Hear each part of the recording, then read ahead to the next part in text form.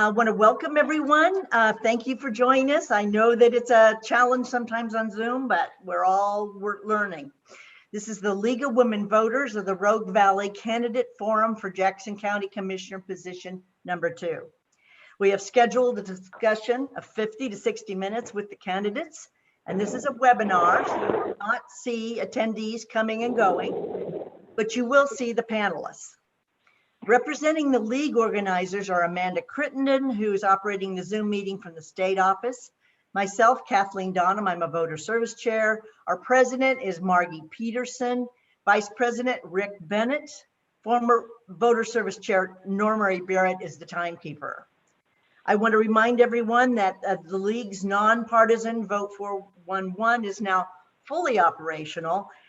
With the November 3rd candidates, and the ballot measure choices are all available online. You may have received your state voters guide by now, but Vote 411 will tell you which of those candidates and ballot measures will be on your specific ballot. The league printed voters guides will be arriving this week and will be on the state league website. We will be recording this webinar to link with the Vote 411 site. So after I introduce the candidates, we will read questions the league has prepared. Each candidate will have 2 minutes to respond to the questions, and the timekeeper, that's Normary, will warn you when 15 seconds are remaining and a red stop sign she's going to hold up when your time is finished. After the league's finished its questions, the audience will have an opportunity to ask questions through the Q&A function on your toolbar on your Zoom panel. This is a webinar. In addition to the candidates Dave Daughter and Terry Martin, there's a third candidate, Edward Stanton, who's the Libertarian Party representative, who regrettably was not able to attend today.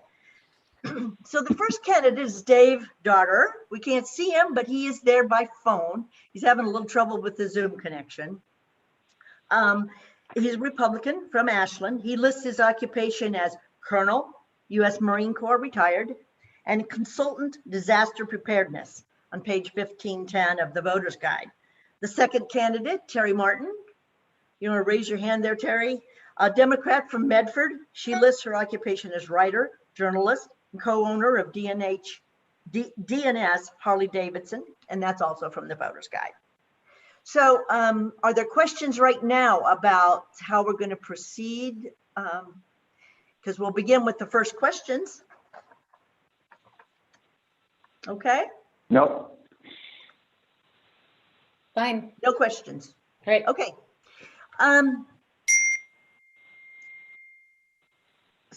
The first question is, you'll have 2 minutes to answer this. Do you approve of the way Jackson County Commissioners and Health Department have provided leadership during the COVID pandemic? That regard to the letter the governor, the commissioner sent, their modeling of behavior, and money to United Way. So will you go first, Terry, please?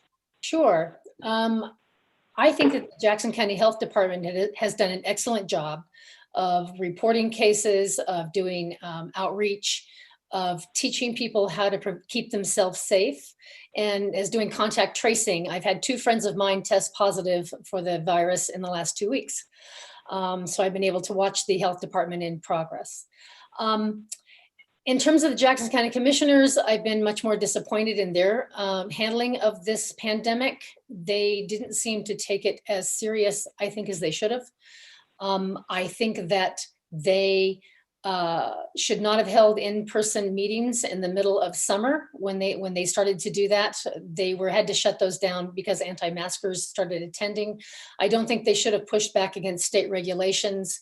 And I just feel at this point that they are not following the science and the public health officials that they should be following, because it's important that we get this pandemic or this virus under control before we can reopen everything else. Thank you. Dave, did you hear the question? Would you like me to repeat it? I did. I heard it. Okay. I just was waiting for you to ask me to go. Right. Okay. Would you please respond as well? I didn't want to jump in and until you said okay. Okay. That's something to me. Okay, no, I agree with Terry that I believe that the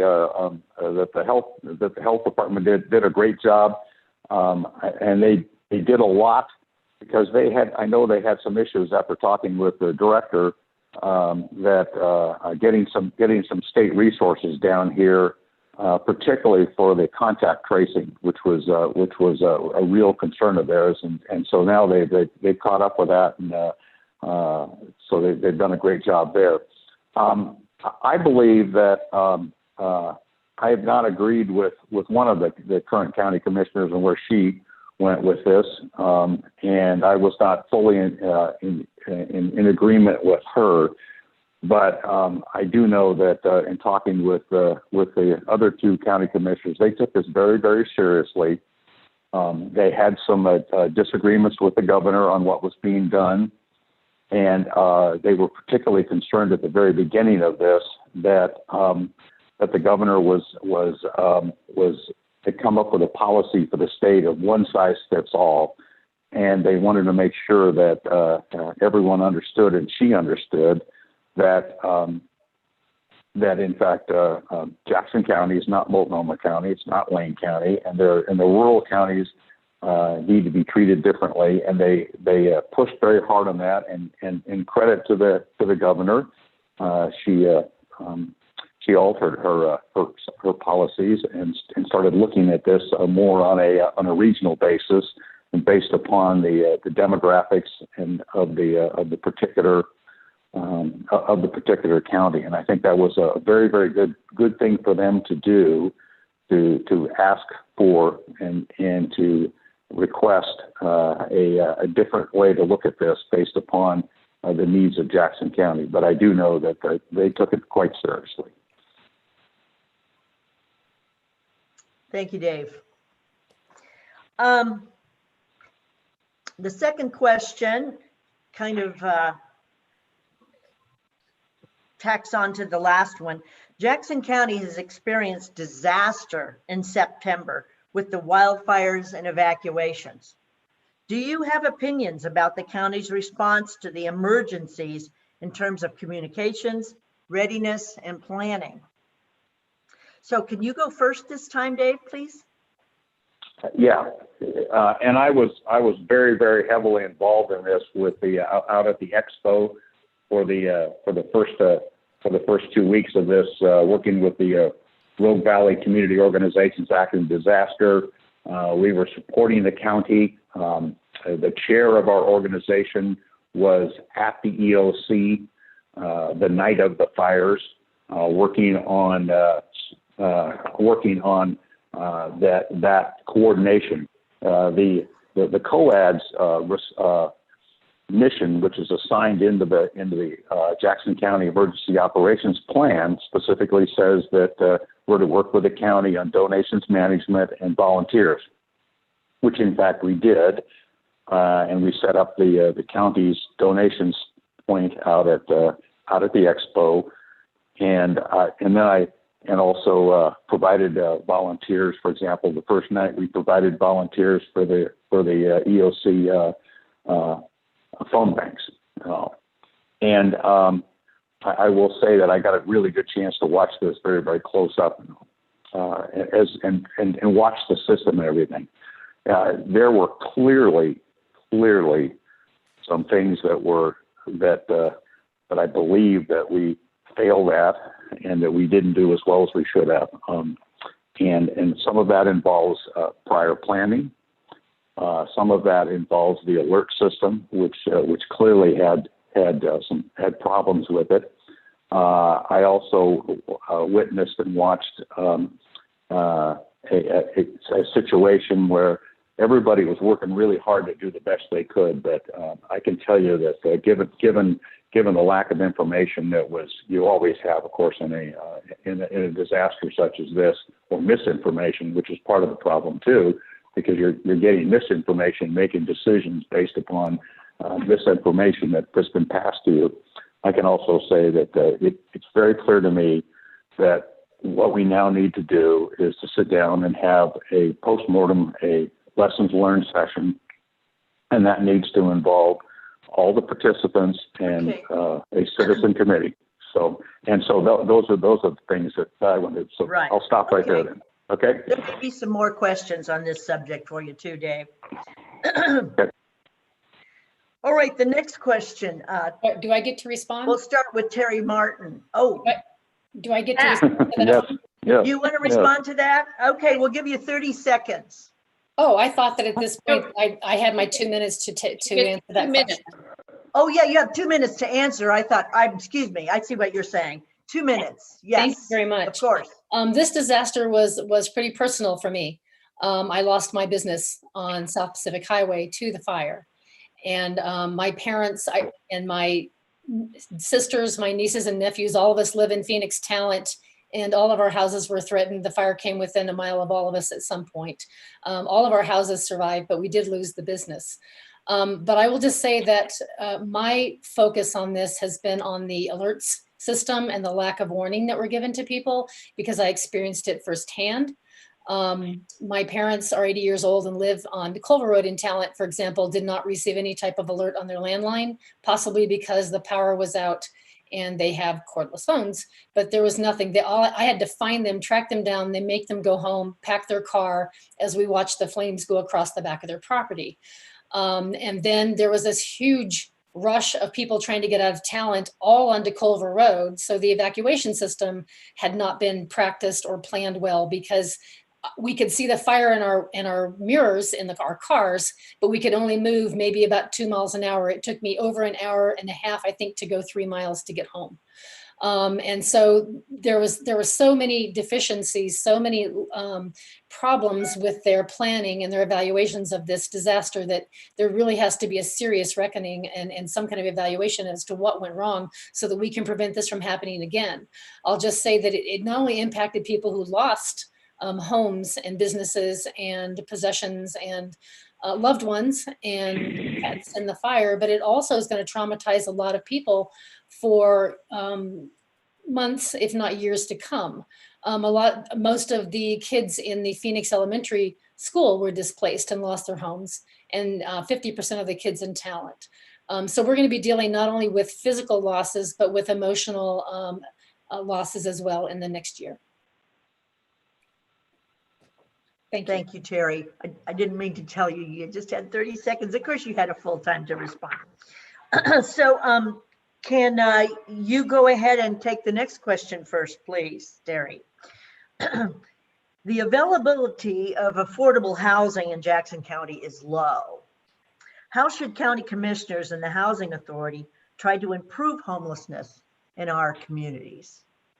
Oh, well, first of all, they need to include the housing authority in their meetings. They had a meeting here a week or so ago that involved bankers, developers, and real estate people, but the housing authority people were sitting on the side of the meeting, as well as the advocates for people that had lost their homes, for example, the Hispanic community. So there needs to be better communication and more inclusion going forward as to how we begin growing.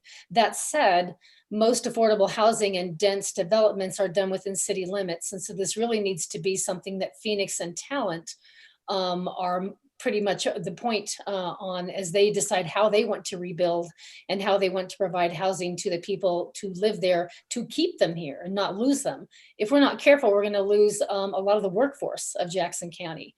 The people that lived in those mobile home parks were supports for a lot of the agriculture, be it vineyards, the tourism industry in Ashland, Harry and David, et cetera, et cetera. If we're not careful, we're going to be losing 2,500 households in this process if we don't come up with housing soon and a way and a plan to keep them there. So Jackson County is probably going to be the communication hub on this and be able to come up with the resources and to help. But the most important thing to me is that everyone is at that table having a conversation about this and all these voices are heard. Thank you. Dave, can you respond to her, please? Yes. Or not and, to and her, I but to agree the that question. Yes. Thank you. Yes, I agree that everyone certainly needs to be at the table, and that's something that we really need to work very, very hard at.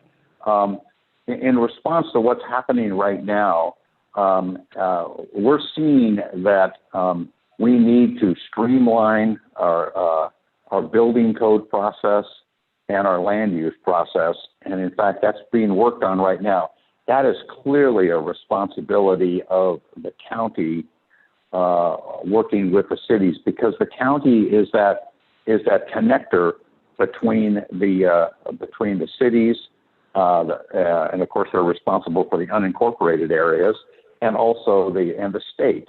And so that's an extremely important function that the county can work with. And there's going to need to be, the issue here is that Oregon has a very, very strong top-down land use building code regime in which the state, through legislation and through administrative rules, places a tremendous burden in some cases, but also very, very closely regulates these issues. And so as we go forward here, we're going to need to make sure that the county, working with the state and with the cities, work to streamline that and speed that up. That said, I also happen to believe that this is a golden opportunity for us to take a hard look at just what is it that has been, even before the fires, was causing us to not build as much affordable housing, and what were the things that were getting in the way of building that affordable housing. In many cases, that happens to be with the availability of land, and that has a dramatic impact. And I believe that the county can work very closely with the cities to determine that. And I believe those are the kinds of things that need to be done, both in response to this disaster, but looking into the future of, because even before this disaster, we know we weren't building enough affordable housing. Thank you, Dave. Those are the questions that we had pre-prepared. We also have a question from Rick Bennett, our Vice President, to both of you. So I'll let Rick explain that question, and then we'll start off with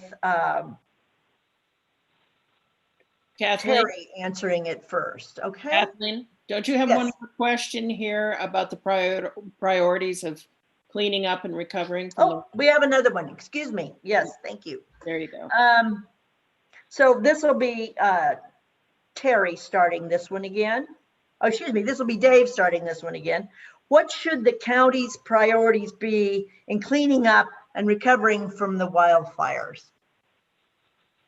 The absolute first priority is to make sure that you've taken the time to sit down and organize yourself properly based upon, quite frankly, FEMA doctrine and FEMA rules, because the federal government has put together some exceptional basics for this is how you organize yourself. In fact, I just went online this last week and took their online course in the National Disaster Recovery Framework, which lays out all these things that have to be done.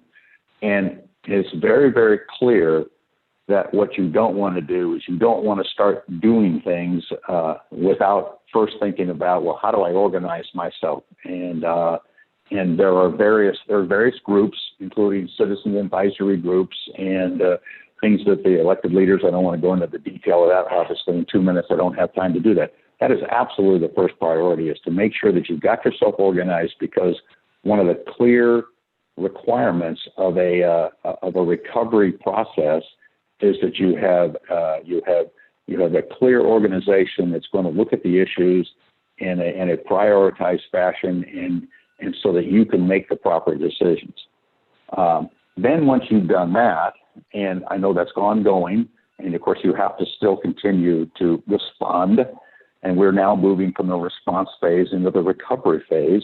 You need to sit down and you need to plan that out, while at the same time engaging in certain recovery operations, such as interim housing for people, and that means working with folks like the Red Cross, who are responsible in the plan for that sheltering and all. And then obviously, then you start to get into, okay, now you can be thinking about, okay, what's the cleanup? What's the trash removal? What about the hazardous waste? What about streamlining the building codes and streamlining the land use so that you can move through this very, very quickly? Okay. You need to put the people to work for economic development, and that's when you get yourself into that process. Thank you, Dave. So Really, Terry, really your quick, response? really quick from the black void here. Dave can't see our time cards, so we will have to. Oh, right. We'll have to jump in pretty remind you. I quickly. beg your pardon. Right, of course.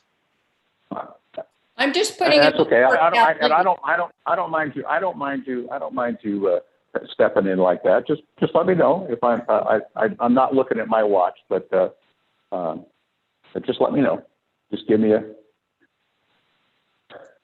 ding if you want to. No, I don't think that'll be necessary. Terry, you have a response to that too? I think that Dave laid out the FEMA part of that really well. I mean, we have to be able to work with the federal government because they have the resources and the knowledge and the experience to help us go through something like this that we've never really gone through before. I think we can also talk to such communities as Paradise and some of the communities down in California that have gone through some of these wildfires too, to learn from what they have experienced. I know that I've talked to a few people who said they made some mistakes and if they had to do it over again, they would do it differently. And I'm trying to learn as I go along here as to what those mistakes were and how they apply to Jackson County. The other part of that is that I'm real concerned with waste management at this time. I'm not really sure the amount of, living here in Phoenix and Talent, when you drive these streets, you realize that we could probably build another Mount McLaughlin out of all of the rubble that is in these mobile home parks and businesses all along the highway. I'm really concerned that we do the right thing with the refuse that we're going to be dealing with, and even with my own dealership. I was pulling motorcycles out of the rubble yesterday for a few hours with my team, and it's a horrendous and huge issue that we're going to have getting rid of all of the waste. The last part of this, if I have enough time, is having to do with that temporary housing as we go forward. And I'm really concerned with the land regulations, very much like Dave is, but I'm concerned as somebody who's lived in Phoenix and Talent for 50 years, that they're going to begin trying to let them grow into areas that are open space and agricultural lands. The urban growth boundary means something to me. I covered it when I was a reporter at the Mill Tribune so many years ago. I understand that open space between cities is crucial to the rural feel and the place that we love. And so I would really be concerned about doing too lax of rules and starting to violate the agreement that we had in terms of maintaining those open spaces. Thank you, Can I Terry. add one thing back into? I'm not in response to what Terry said, but one thing I think is really important that people who are on this webinar understand about the disaster recovery, disaster response is it is the absolute responsibility of local officials to drive the train. It's very, very clear, and sometimes this gets lost in this argument about, well, how come FEMA's not doing this? How come the state's not doing this? The answer is that doctrine is very clear that it is the responsibility of the local officials to set the framework, to put things in place, and then work with the state and FEMA for the things that they will do. Okay. Yeah, That's and good to know, Dave. I think a lot of people miss that, and so that's why the role of the county commissioners and the mayors is so important in this.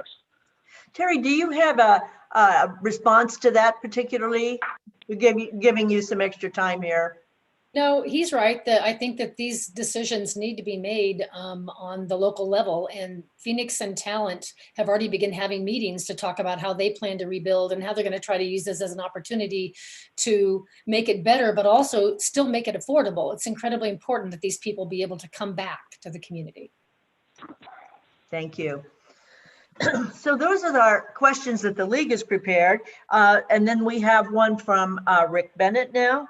And I'd like Terry to answer that one first. So Rick, do you want to kind of set it up for us about your question, please? Thank you, Kathleen. First of all, I'd like to kind of transition from issues to process. in recent years, there's been much emphasis on transparency in government, and particularly elected officials making their meetings public and making their decisions in public as well. But there's also an issue related to what information the elected officials are receiving that inform their deliberations and their votes. And I think in that regard, Jackson County, the Board of Commissioners, still there's room for improvement. It's difficult for residents, even if they're attending not only the regular board meetings, but the work sessions and staff meetings, to know what documents, what materials the commissioners are receiving to inform them on issues. And if you can identify those documents, it's difficult for the average citizen to obtain them. You have to fill out a public records request form. You have to determine what office or department actually has those documents, go there in person, pay a fee, and then receive the documents themselves. And having done that, there are limited opportunities for individuals to actually provide input to commissioners before they actually take a vote. There are only a few issues that by statute require a public hearing. The rest are all done by executive order. And so my question to both of you is, first of all, what are your general thoughts about transparency in government and its decision making? And secondly, are you open to considering some changes to make the process more open and accessible to the average citizen in Jackson County? Terry? Yes. Yes, I was a reporter for the Mail Tribune for 14 years. And back in that day, those of you who are around back in that time, we had a full-time reporter that covered Jackson County and would write 2 to 3 stories a day about what they were considering, what the options were. And everyone knew who their county commissioners were. Everybody knew the issues. Everybody knew the background behind the issues. And unfortunately, media does not have that ability or desire. I don't know. I'm not sure what's happening today, but we don't have a dedicated county reporter that's giving us all this information. So now it's falling on the citizen, and it's way too burdensome to fall on the citizen. As somebody who's now a citizen and not a reporter, I mean, to try and get information right now just to run as a candidate, lengthy process and takes hours of my time to try and catch up on the meetings, et cetera, and all the work sessions. It is way too much. So I would think that there should be a public information officer, number one, for Jackson County Commissioners. If there isn't already one, I can't seem to find someone that holds that position. And I do think that that person should be able to provide information and documents at all times. If and when elected, as a reporter, I'm telling you, I'd be telling you everything I know.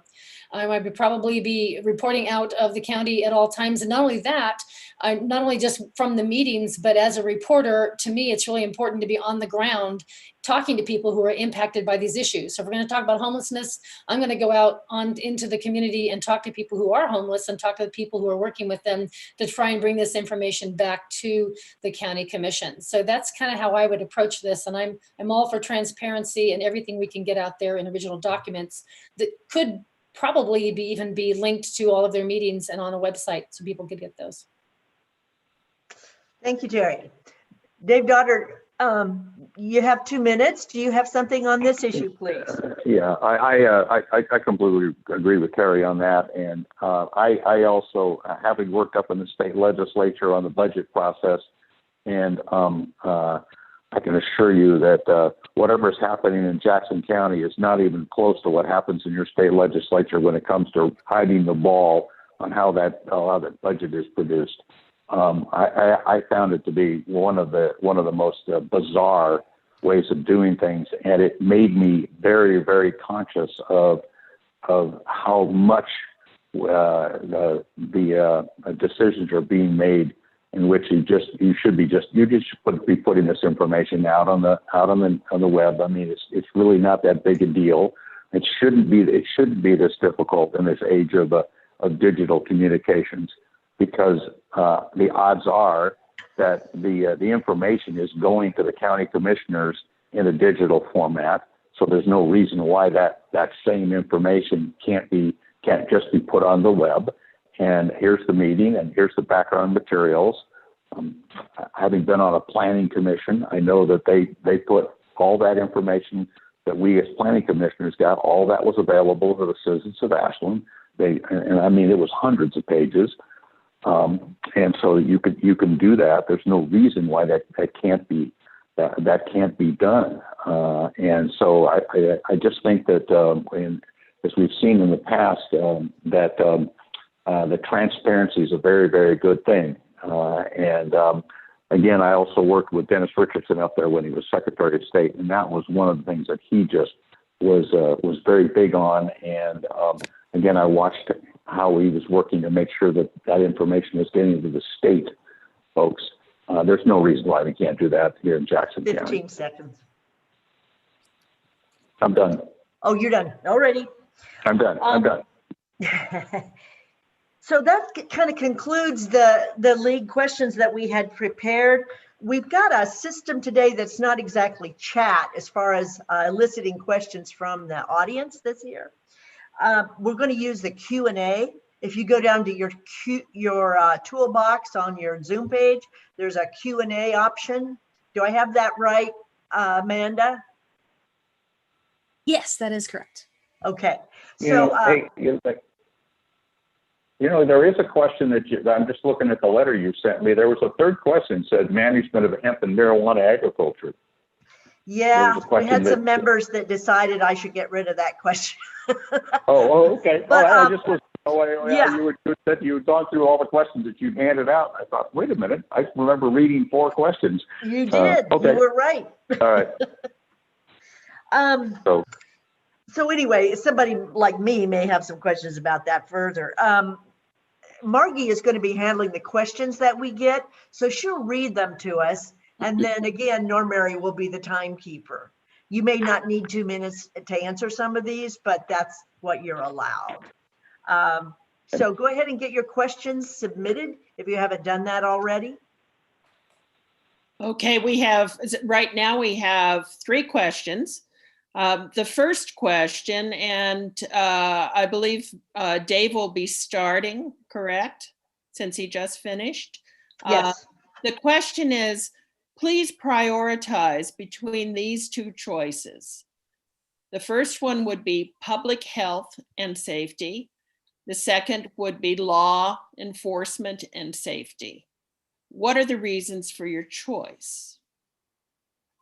So in other words, can you put, which one is more important to you? Public health and safety or law enforcement? Which one should be emphasized? Oh, well, I got to tell you something. I don't see a dichotomy there at all. I think you do both of them, and you work them together, and they need to be joined together, and that's what I think the county commissioners should be doing. I would not prioritize one over the other. Those 2 items are higher priority, for example, than potholes on county roads. It's just for an example. I can prioritize that, but I would refuse to prioritize between those 2. What you really need to do is you need to recognize that those two items are joined together, and there's a nexus between them, and you need to make sure that they're functioning together. And that's a very difficult thing to do. Again, I don't make that priority or that prioritization. Thank you. Terry? Thank you.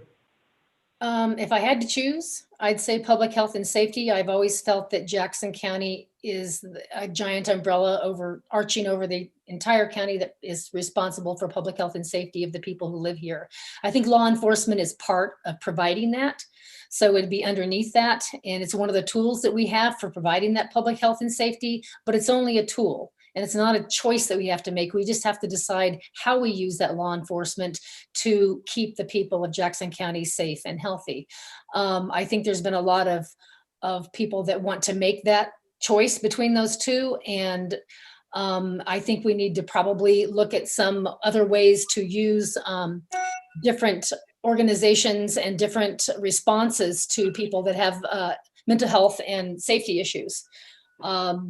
Instead of using law enforcement, for example, I'm a big advocate of bringing in a crisis response team that would be a mobile team that could come and respond to, which is an estimated 20% of the calls that Jackson County gets regarding homelessness, mental health issues, and substance abuse. The Coots model in Eugene has been tremendously successful, saving Eugene approximately something like $8 million a year on a $2 million budget. And I'm just all about looking at alternatives to law enforcement to providing that public health and safety. Thank you.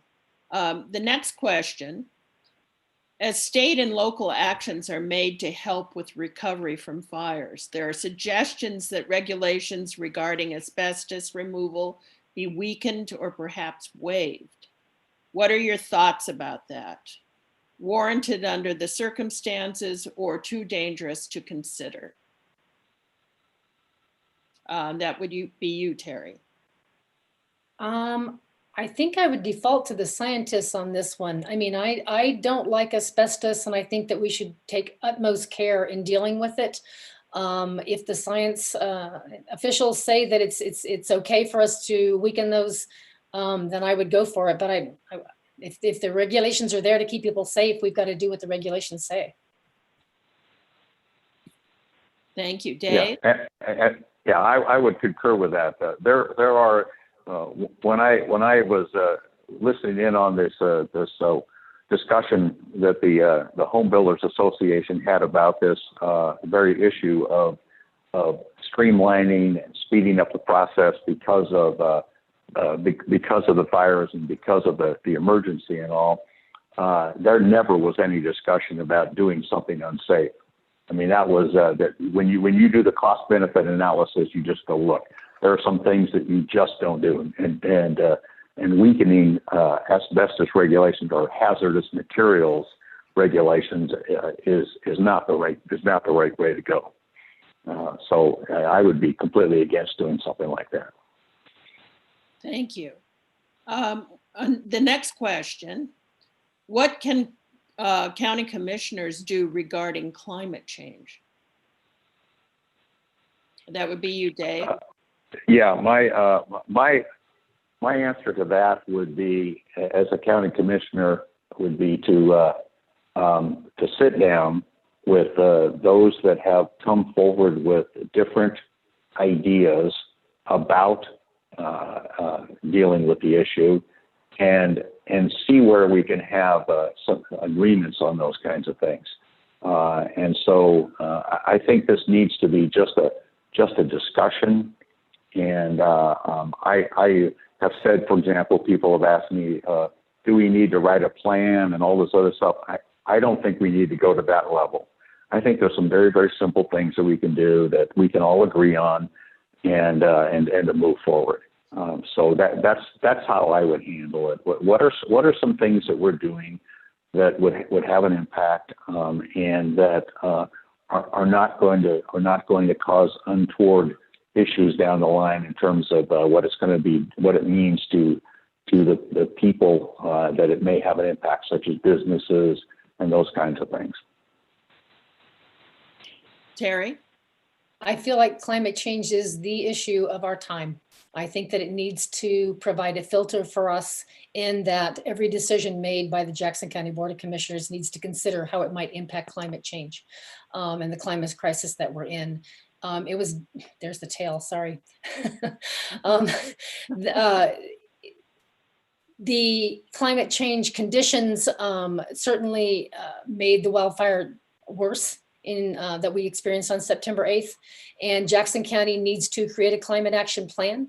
They need to join the national movement of county action, county climate action that was started by some counties in California to look at what other counties are doing. They need to consider it in all their zoning and regulations and developments. They need to consider it when they allow or encourage businesses to settle here. And they need to do their own assessment of their fleet, their buildings, and their county practices to make sure that the county is setting the standard for what everyone should be doing to counteract this.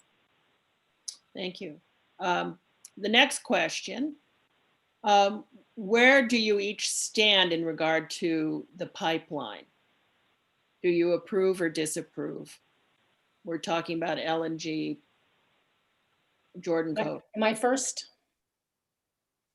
Yeah. I think I'm first, yeah. I am against the pipeline in that it feels like it's got too many factors here that don't add up. What this would allow would be a Canadian company to send gas through the United States to go to Coos Bay to be exported to other countries, which really doesn't impact us except for the fact that we're hosting that pipeline. And with that pipeline comes a lot of environmental risks, a lot of eminent domain problems over people's properties who don't want it to cross. I can't remember how many streams and waterlands it's supposed to go across, but the environmental risks are there, and it doesn't result in that many jobs in the end. I mean, there's going to be some people come to build the pipeline, but those are going to be people probably from out of state, not local workers. And the people in Coos Bay, it's a very small number of people that are going to benefit from having this pipeline end there on the coast. So I'm against it on all levels. Dave? I'm against it from the standpoint of eminent domain. I have severe issues with that part of it. However, I believe that it does have an economic impact, and it can be very, very. I think we would be missing a golden opportunity here to have economic development and to be exporting a natural resource. And much of this gas, in fact, is coming from the United States and being exported overseas. And I think that it will have a very beneficial economic impact, again, particularly down the coast, but also in our area too. And I believe that the environmental issues can be addressed. I've seen places where they have these pipelines that go across major rivers, and in fact that can be safely done, and the environmental regulations, those environmental issues can be addressed. Thank you. The next question will be for you, Dave. COVID cases are growing and alarming in Jackson County. Do you have thoughts to change behavior to stop this pandemic? Well, I mean, the answer is very clear on that in terms of, and that's following the science of what we know about how to deal with this. Now, that science has been changing. If we all go back and think about way back in March when this February, March when this started, which quite frankly right now seems like a lifetime ago. We've seen changes in guidance and all, and so it seems to me that it's very, very clear when you're dealing with it at an individual level that in fact just following that science and the guidance that you're getting from the CDC is clearly the way to go. Terry? This is really hard. As somebody whose business was open from March onward, our Harley-Davidson dealership was considered transportation, which is essential. I guess people need their Harleys to get to work and get to doctor's appointments and things, I guess. So we were open the entire time. It was a huge struggle to get to have people wear masks. For the longest time, we had signs up on the doors. We would encourage people. All of our staff was wearing masks, and it still became incredibly difficult for people to understand that this is essential for us to stopping this virus. And I don't want it to get to the point where we are now. The cases keep mushrooming to the point. I think we're at almost 1,300 cases today, 6 deaths. And it's not necessarily going in the right direction. So we're going to have to do something to somehow make mask wearing okay. And I don't know how. That's a behavioral science question to me, because it was a real struggle with us from a business perspective. Once the governor had come out with the statewide mandate saying masks must be worn, we saw a definite rise in people wearing them when we came in.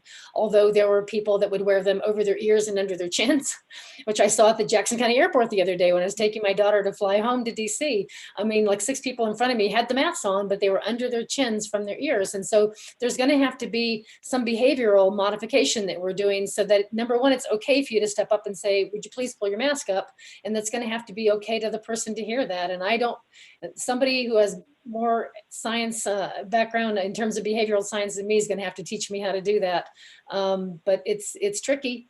But we're going to have to do that, and we're going to have to keep social distancing, and we're going to have to keep everything as closed as possible, and just be more aware.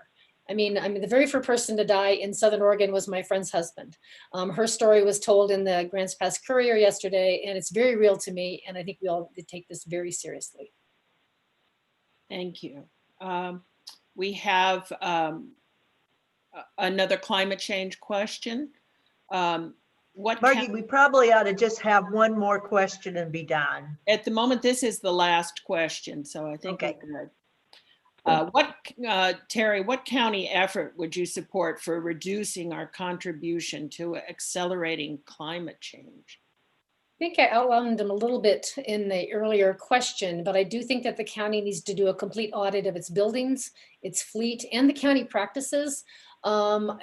I'm a person that turns off all vampire appliances at home, for example. They say that something like 30% of your electric bill goes to appliances that are not on, they're just plugged in, for example. And there have been nights when I've walked by, for example, the local elementary school and seen, 30 computers still plugged in and sucking on electricity. And I don't know what the practices are for Jackson County, but I think we need to start looking at what we are doing. How often do they send people out in carpools? How many unnecessary car trips do they make as county employees? So there's practices like that we can look at. We can look at making the buildings more energy efficient and perhaps starting a solar element of that. I think requiring developments to have to be more sustainable when they're actually developed in Jackson County would be big, as well as making sure that everyone out there is aware of climate change and the things that they can do. I think there's an element of education for the people in Jackson County. We need to return the master recycling program, for example, and begin trying to spend part of our time as the county teaching people how to save energy and to be part of the solution. Thank you. Dave?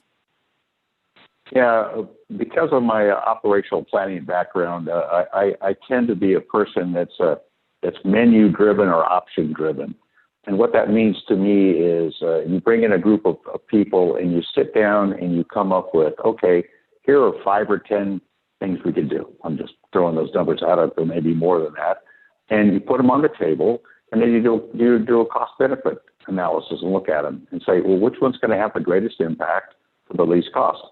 Or is going to have the greatest impact. And so rather than me right now coming up with what those things might be, you would need to take a look at putting that list together. And there would be a process for that. And as I mentioned in my last discussion about this, that would be something that I think that the county and the county commissioners need to do.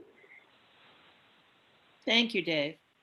So, Margie, that's our last. I'm going to read the final question that I had about marijuana, and that will be the end, outside of the 2 closing statements from the candidates.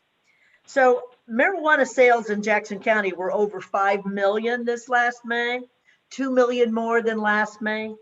How do you think Jackson County citizens are adjusting to the new agriculture and processing in their county? So, Dave? I view both of those products, you said marijuana, but I assume you're also thinking about the hemp. The hemp, because yes. I sat down with a group of hemp growers, marijuana. There were 6 of them, and I think 2 of them also grew marijuana, and the THC, I should say, to that part of it. And it was very clear to me that one of the things they wanted to, and I assured them that that's what I would do as a county commissioner is, look, this is a legal product. This is this should be treated just like any other agricultural product that we have here. This is a rural county, and we have a great history of supporting agriculture, and we should continue to do that. And we should also, though, continue to make sure it's being done in the right way. and they will tell you that there's a little bit of there's some Wild West out there, and there's some people out there that are not following the rules, and that needs to be done. But let's just look at this also from an economic standpoint. What they also said was shocking was the fact that because of the way we have sometimes structured our building codes and our land use codes and things like that, most of these products that are grown here are not processed here. And those are some really good paying jobs. That's criminal. I mean, one of the guys said, look, I've got all this stuff I'm growing. There's nobody here that will process it for me, so I'm sending it to Nevada. And he said, this is ridiculous. I could take it down the road and we could have some really good paying jobs. So I think that's something that I'm going to really focus on is why is that happening, that these products are leaving our area and not being processed here. We should be doing all of the above. Thank you. So Terry, do you have some comments on that, please? Yeah, I do think that hemp is probably almost like the biggest secret. People don't talk about it. It's estimated to generate about 300 million, I guess, in the economy for Jackson County. There are more acres being grown. There's over 10,000 acres now in hemp as compared to, I think, about 7,000 to 8,000 in pears and grapes combined.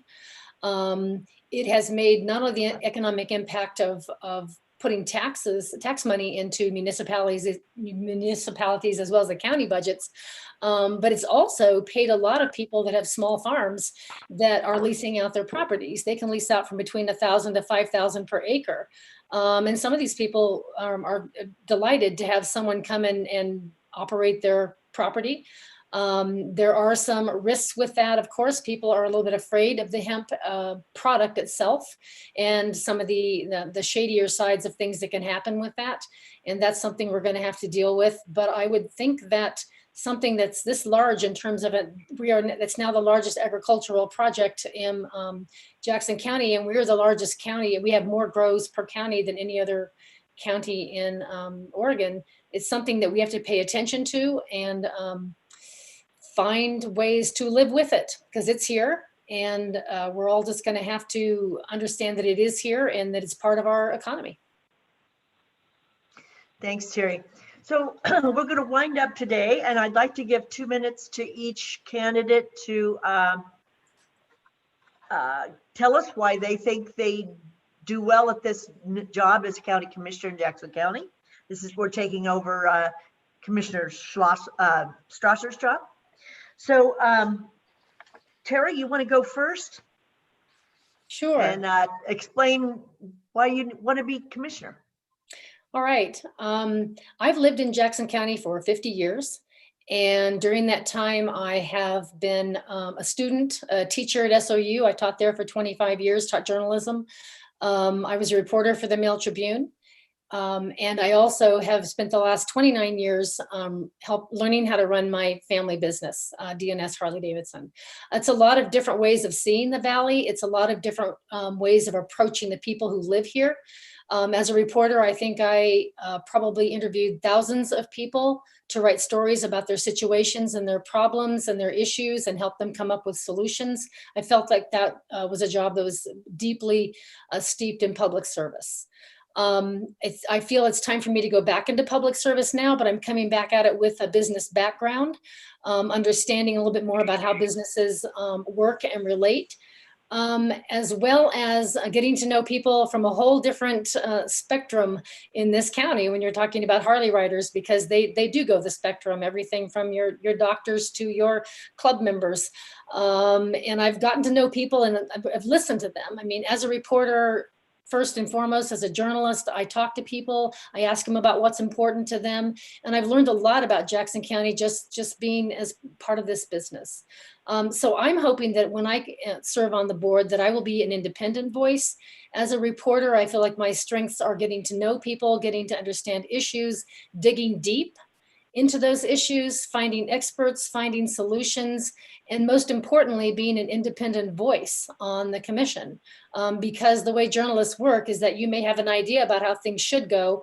And then when you get deep into the facts, you realize it's a whole different story.